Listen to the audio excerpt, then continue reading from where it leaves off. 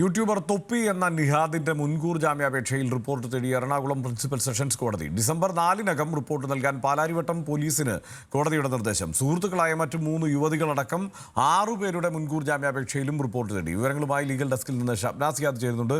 ഷബ്ന, എന്താണ് വിശദാംശങ്ങൾ? ഈ മാസം 16-നാണ് നിഹാദിന്റെ തമ്മനത്തെ അപ്പാർട്ട്മെന്റിൽ നിന്ന് ഡാൻസേഴ്സ് സംഘം രഹസ്യ വിവരത്തിന്റെ അടിസ്ഥാനത്തിൽ റെയ്ഡ് നടത്തി രാസലഹരി പിടികൂടിയിരുന്നത്.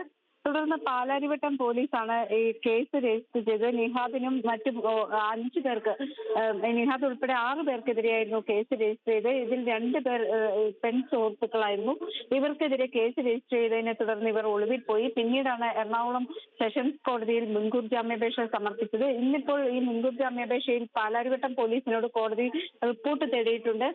10 വർഷം വരെ തടവ് കിട്ടാവുന്ന കുറ്റകൃത്യമാണ് ഇവർക്കെതിരെ ചുമത്തിയിട്ടുള്ളത്. അതുകൊണ്ട് തന്നെ ഇതിൽ റിപ്പോർട്ട് സമർപ്പിക്കാൻ കോടതി ആവശ്യപ്പെട്ടിരിക്കുന്നു. ഡിസംബർ 4-നകം റിപ്പോർട്ട് സമർപ്പിക്കാനാണ് കോടതി നിർദ്ദേശിച്ചിട്ടുള്ളത്. ഷബ്ന സിയാദാണ് വിവരങ്ങൾ നൽകിയത്.